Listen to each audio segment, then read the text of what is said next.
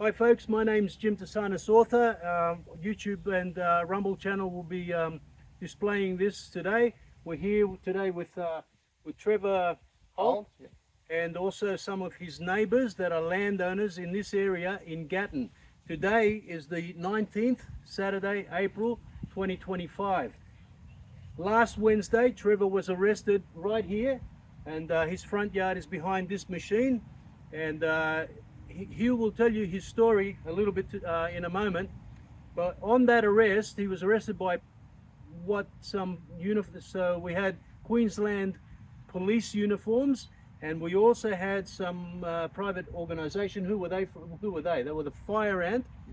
What? National Fire Ant Eradication Program. National Fire Ant Eradication Program. They claimed that they had authority to come onto Trevor's land under the Biosecurity Act of 2015. 2014.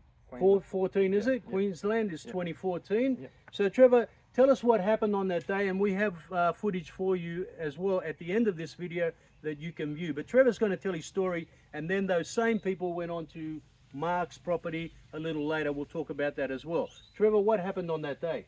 Well, on that day, we organised a gathering. So we had about 30 people here rocked up. I had the gate was open here, and this secondary gate was open. All the cars were parked up here. We're having a bit of a gathering. We're playing the piano. We've got a piano in there, and just having generally waiting, because we were told that Roger Morris from the National Fire and Eradication Program was going to be here between 8:30 and 3 p.m. We're pretty relaxed about it all. It was a nice atmosphere. I spoke to Roger in person the previous day, and I told him to give me a ring when he got to my front gate, and I would meet him up there. So that was that part of it was okay. You got warning that morning. Well, I got an email the day before, right? And the email says to lock away your chickens. We're coming to treat on the 16th between the times of 8:30 and 8:30 and 3 p.m. And Roger rang up on the Tuesday before that, and to make sure that I got the notice. That was on my birthday. I was celebrating my birthday. So I didn't really have a chance to go through all the paperwork or anything yet, but it was just a notice saying to lock away your chickens. We're coming here. I didn't think there was too much of an issue with it, because Roger. I've met Roger before. I've spoken to him before, and I was pretty comfortable with it. And he said he was going to give me a ring when he got to his front gate. So yeah. What happened on the day that caused the turmoil? At what point did you decide you did not want them to come onto your property, and at what point in time did you have concerns about what these chemicals were going to do to your livestock or your property? So in relation to, I never wanted these guys on my property. Like that was, and I've clearly communicated that with the program. I do not consent. And you said you did not consent, and did you put that in writing? Yeah, heaps of times. Okay. Yeah, heaps of times. And I've actually sent them three notices to say that. Say I've got a reasonable excuse to obstruct. I gave them my reasonable excuse with a stat dec. I provided a statutory declaration that the chemicals have been known and proven to have caused harm to my cattle. And when was that? The first instance when it caused harm to your cattle? Well, I euthanized my first calf on the 30th of November. What year? 2023. 23, yeah, okay. Yeah. And then on the 9th of July, 24, I euthanized my second calf. That was at 6 weeks as well, the same sort of time frame, and then from then I started to have some real serious concerns about this program. Okay, so what did you find, and how were your calves tested? So the first calf, it happened at night. We've never lost a calf before. Never had any problems with these cattle. They're registered quality cattle that we've been selectively breeding. They're registered. And we never had any problems. So the first calf was a real shock. What was the finding? Well, we took it down to the vet and we checked, for snake bites. We checked for any viral infections, and we tested whatever we could. At the time, there was no refrigerator at the vet or anything, so we couldn't keep it and get it. Autopsies was late at night when we took it up there. But by the time we discovered there was a problem, there was nothing we could do for this calf anymore. Was there proof that these chemicals caused the death of the calves? Not at that point. No, not at that point. It was just an assumption from the vet that there's a liver problem with it. It had mites on it, and we took that first calf back home because we couldn't store it and get an autopsy to get better results, and we just buried that and we continued on with the life. But when we had problems with the second calf, it was born with what we believed was tight tendons. It was on tippy toes, and we got it treated for tight tendons. There's an antibiotics you can put in the cattle to loosen up their tendons apparently, but it never got better. But it showed exactly the same symptoms of the first calf, and it had a mental capacity decline over a 6-week period. And then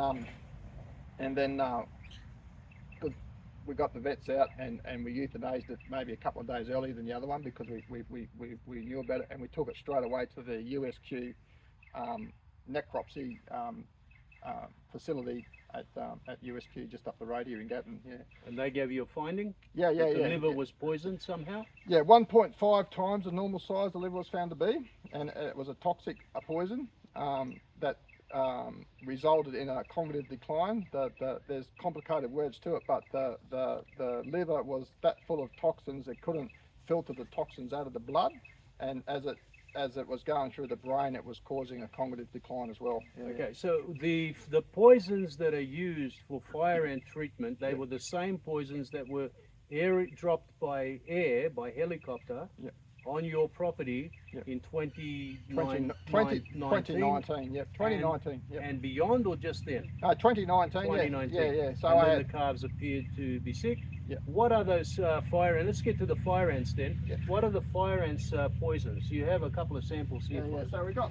So basically they're a corn grit.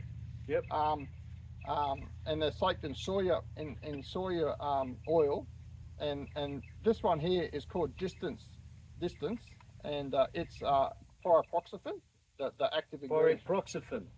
Yep.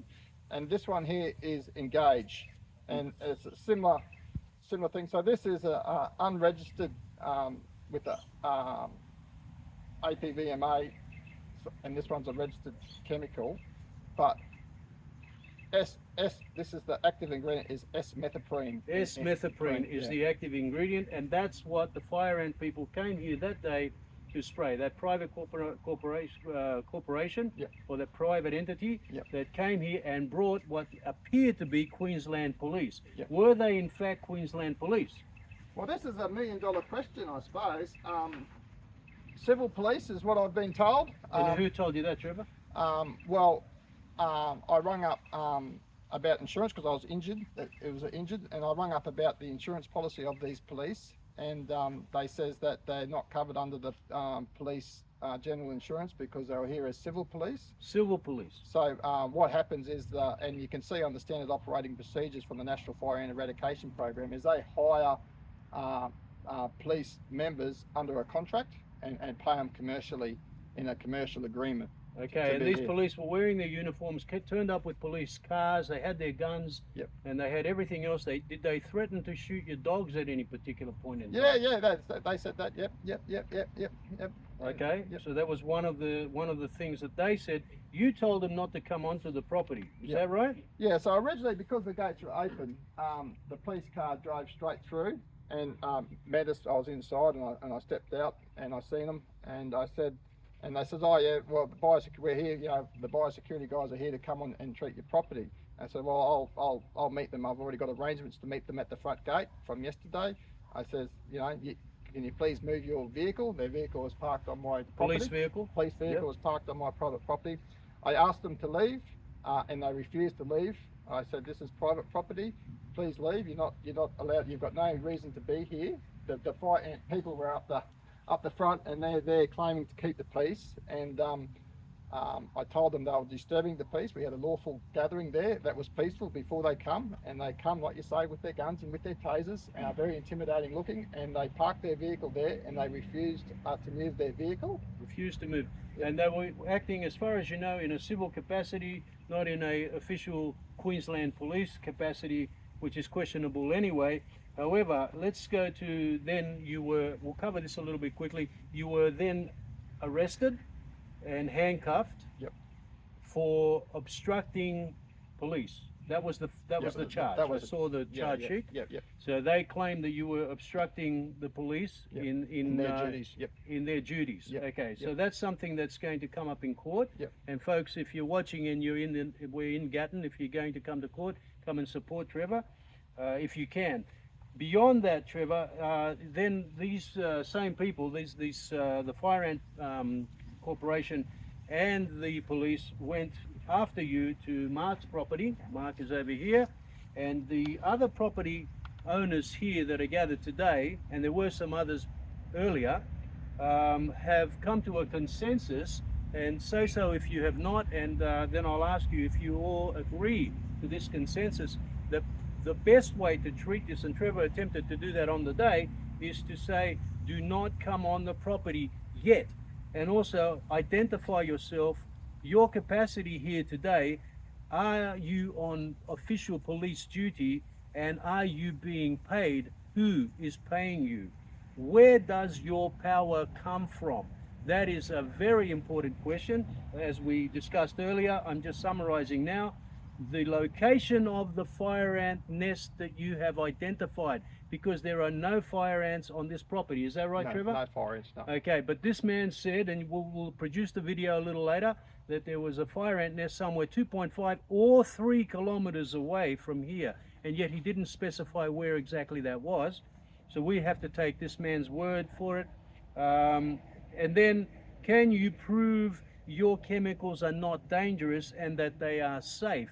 We have here today also, and then we can, we've come across some other procedures that might be handy for other property owners in the area and other areas where the government claims to have found fire ants. But Connie here is a scientist and works for biosecurity, but she's not speaking today on that. I'm not working for biosecurity. She's not speaking for biosecurity. She's here as a property owner. Yeah, I'm here as a property owner. And the question I was going to ask you today, Connie, was, does this chemical, can you answer that? Does this chemical affect chickens, waterways, water, rain?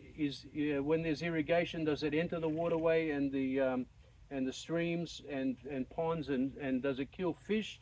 Does it do any of the fish, insects, crustaceans, and other livestock, including bigger livestock as well?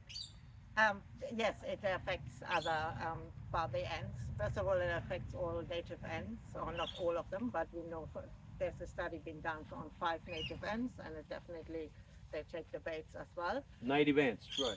Native ants are very important. So if you don't have any fire ants and you're killing all your native ants, you're more likely to actually get fire ants. We have they are broad spectrum growth regulators, these 2 chemicals they're spraying. That means that they actually affect other insects, and they also affect higher up species. It goes for the hormones. It's similar to the juvenile growth hormone, and basically they attach to the receptors, and they stop the insect in the world of the insects. They stop them from a larvae stage into the growth of an adult. So they will stop that process. They're also very similar to the retinoic acid, which is in humans, in mammals. So it would affect humans? It could, but you have to have a lot of it. All right. But for example, in frogs, it stops the development of the hind legs, because it basically it stops this retinoic acid to do its job, which is to get the hormones out to at certain stage of development to activate the genes, and it stops that. So basically, in frogs, we've seen, and this is in the literature, so this is not just observation, this is in the literature, it stops their hind legs to develop. And we've seen deformed frogs. It goes higher, it can also do that in mammals. I mean, this is invertebrates. We are all invertebrates. Um, so, like, you have the insects that are invertebrates, and then you have the higher up, which is frogs. Does it affect both vertebrates and was it invertebrates? Yes. No, So no the vertebrates. invertebrates are Yeah. the insects, Yep. but it also affects vertebrates. Vertebrae as well. Does it affect chickens? Yes. Does it And the affect? permit even says Right. keep your chickens in. That's what Trevor said, because it affects chicken. Does it affect larger animals like the cattle and calves and horses? So they done some studies, and all these studies are done years and years ago, like way before 2000. They fed that to cattle, they fed that to chicken, and it stays in their tissue, and it also comes through in the milk, and it also comes through in the eggs. Comes through in the milk, in the eggs. Okay. And these two chemicals, are they PFAS forever chemicals, either one of them? No, They're but not? but the ones they're spraying on nest, the fipronil, that is the forever chemical. So that's the forever chemical is then fipronil, fipronil, and that's a PFAS forever chemical, and that's Yeah. sprayed directly on the nest if we find the nest. Yes. Okay, so Or if they find the nest. not us, or somebody Yeah. finds a nest. We're not gonna go So there. far here they haven't found the nest. All right, that's good. And then Mark, straight after Trevor's place, they came to your place. Did they get the spray there? They put some grit down.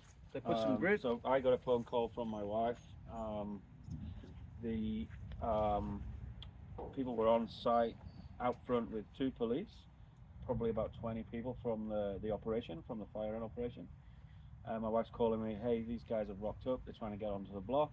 And so I got to speak to the head guy because I wasn't home. My wife and kids were home. She felt pretty intimidated, I have to say. She wouldn't let them on the block. They said that she's got no right to refuse their access. Okay. She's calling me. I got to speak to the gentleman who was running the shop for the FireAnts people, and I forget his name. And I said, look, we don't consent to you being on the block. We understand there's poisons. We didn't get notification like Trevor did. Mm-hmm. We didn't get any information whatsoever, and these people just rock up, just turn up. Did they spray? They put, not spray, they put grit down, corn grit. Grit, So it's grit, it's the pellets, the pellets. The pellets that Trevor These just showed you things. there, yeah. All right, So okay. that was the ultimate goal. We wouldn't let them on. My wife said no. But you said no. We You said did no. not give them consent, yet they still did it. Correct. And they used those police uniforms Yeah. as their enforcement. Right, correct. And what happened with the police, I got to speak to the acting sergeant in charge. He was on the phone with me and I said, why are you at my block? And he said, to keep the peace. I said, my wife just described this operative from the FireAnts as being 6'4" and very, very intimidating size. My wife is not that tall. She's not that heavy. We've got kids on site. We've got a horse that's not very well. We told them we didn't want to do the grit because of the horse. We had a reasonable excuse. And the policeman said, look, there's nothing you can do to stop this. I said, why are you there? Why are the police there? I don't understand why the police are there. He said, for the safety of the FireAnts people. What is this guy scared of? For the safety of the FireAnts people, the people that are distributing the poisons. Yes. And Trevor found out that they were somehow civil police. They're not acting in their Correct. proper police capacity. So I said to him, which department are you with? And he said, we're from, I think it was Criminal Investigation Department. Criminal investigation. We are just seconded to this team temporarily. So essentially they were probably either moonlighting or doing some after hours work. To my view, that suggested he wasn't on official duty. So it's highly likely that they were not acting in a legal capacity or on an official capacity. Rather, they're working for a private company or corporation, and they're out there to do the enforcement with guns, with all their gear, all their kit. Well, I can tell you that's exactly how we saw it. We saw it that they were intimidating. They were saying they weren't there to do anything but keep the peace. However, if things started to get boisterous, people were going to get arrested. It was suggested my wife would be arrested. So they threatened arrest. They threatened arrest. They absolutely threatened arrest. And obviously that's one of the mechanisms they use so you don't get physical with them. But at the end of the day, we didn't give a consent for them to come onto our block, regardless of the situation. To me, that's a trespass issue. Did they bring bolt cutters? Did either of you see that? Yep, they both. Okay. And all right. So there, some people, some of the group here have also expressed that some of these property owners may be, or other property owners may be may hold gun licenses, and they are fearful and intimidated that perhaps should they speak up, should they resist the consent, that is, that their gun licenses may be threatened. Is that fair enough to say? Yeah. That's been a common thing all the time, and it's a fear-related thing. So even if you're, for example, a public servant, if you're a nurse, so I know of a nurse that has felt violated by these people invading her own private space in her backyard, in the privacy of her own home, without her knowledge, and she was wearing revealing clothes and sleeping during the day or whatever, and went outside and there's 8 men there. Her words were she felt violated and raped by these people on her property, but she's unable to speak out about it because she's got a public service. So anyone that's a public servant can't speak out against this program. I got scientists that are employed by the program ringing me up and texting me with support, messages of support, to say, Trevor, we cannot speak out, we support you 100%, but we can't make any public statements because we are employed by the government and it's against our employment contract. So there's more fear there. Folks, if there was irrigation set up on this property here, and these FireAnt people and their civil police or whoever these police uniform people are turned up, and you turned on your irrigation, would they then be permitted to come in and spread these pellets around of poison? I don't think they would, because they say that you can't irrigate within so many hours of the of them poisoning or spraying it. We've seen them trying to spray by helicopter over the top of a travel gator, and they say, oh, we turn it off over the top of the travel gator, but then you say, well, hang on, the travel gator is travelling up the paddock, so where you sprayed and stopped, it's going to be watering that section. So we've seen them go away. But a little observation is that on Trevor's video, when they were here, we had 2 different types of police. We had one who were the civil police and one who was there officially. The official policeman didn't want to come in and didn't want to become involved in the situation. And that's because he has to be delegated powers under the Biosecurity Act. Right? The other people, the other police, are employed by them, and therefore they're circumventing the Police Powers and Responsibility Act and the Biosecurity Act, because they don't have to be delegated the power. So they're abusing the Act by giving these civil police as an employment contract to work for them, whereas the police officer who wanted to stay outside, who didn't want to become involved in what was going on, and the only time he stepped in, as same as what we did in the other area for the arrest, was when there was a disturbance, when they created the disturbance against Trevor, and then they said, well, we're arresting you because we're here to keep the peace. And so that way they circumvent that police officer didn't have a delegation of power to be there, which the commissioner must give him. So 3 tiers there. The first was the people that had the pellets and they were going to spray. They created a dispute. Then there was the civil police that probably had no authority, and there seems to have been 1 or 2. Was it 1 or 2? Two police that then carried out the arrest. They waited outside until the first 2 tiers created the circumstances on your property, inside your property, for arrest. All right. Beyond that, Trevor, I see here you have an apparatus, a piece of equipment. Can you tell us what that is? So this is an alternative to chemical treatment. Basically, these chemicals, a lot of people have got problems with these chemicals creating poisonous environments and ruining the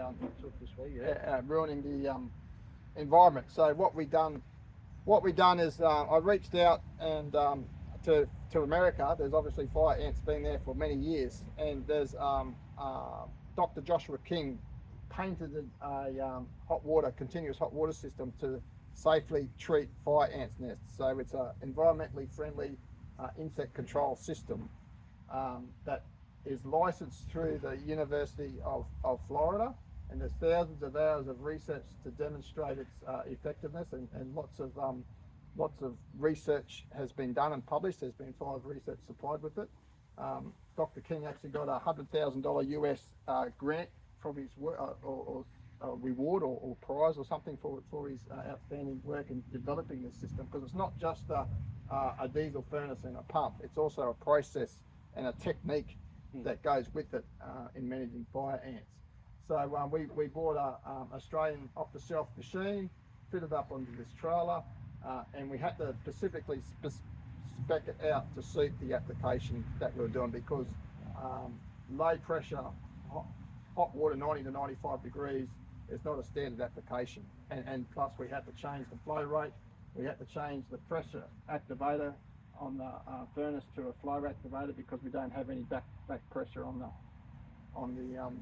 So Trevor, this works. Yep. The University of Florida has created it. Yep. It's being tested. You Yep. have paperwork to prove it. Yep. This is a solution. Yep. It's far better than the chemicals that are being used. Yep. And you have it here, and that's a viable solution to this problem that a lot of our residents, a lot of our landowners are having with police conflicts and arrests and court processes. This is probably a better way. Would you say that? Would you guys, have any of you used any of this as well? Not yet, but if we found a nest, we would for sure. All right. So if they found it, if that's the important thing to note. This machine cannot be used on any of the properties around here. Can't be used on my property because there are no fire ants here. there are no. There are no Okay. fire ants. So they're distributing chemicals on areas where there are no fire ants. So direct nest treatment, which is what this is, can't work because there are no fire ants here. Yeah. And so what they're trying to do is preventative.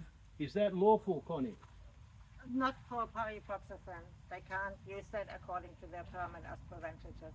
So it's not lawful to use preventative spraying or pellets on the first chemical, which was Pyriproxyfen. pyriproxyfen. Can't use it. Distance. Yeah. Okay.